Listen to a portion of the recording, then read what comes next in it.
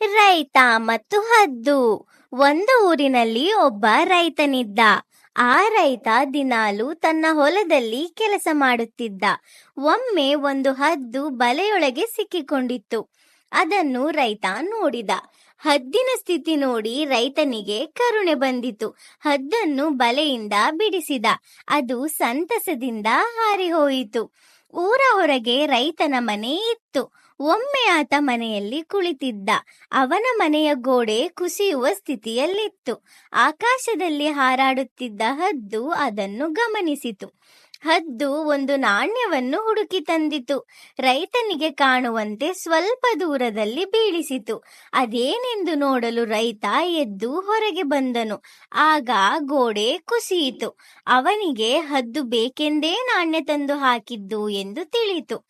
ತನ್ನ ಜೀವ ಉಳಿಸಿದ ಹದ್ದಿನ ಕಡೆಗೆ ಪ್ರೀತಿಯಿಂದ ನೋಡಿದನು. ಅದಕ್ಕೆ ಕೈ ಮುಗಿದನು. ಹದ್ದು ಹರ್ಷದಿಂದ ಮುಗಿಲು ಕಡೆಗೆ ಹಾರಿ ಹೋಯಿತು.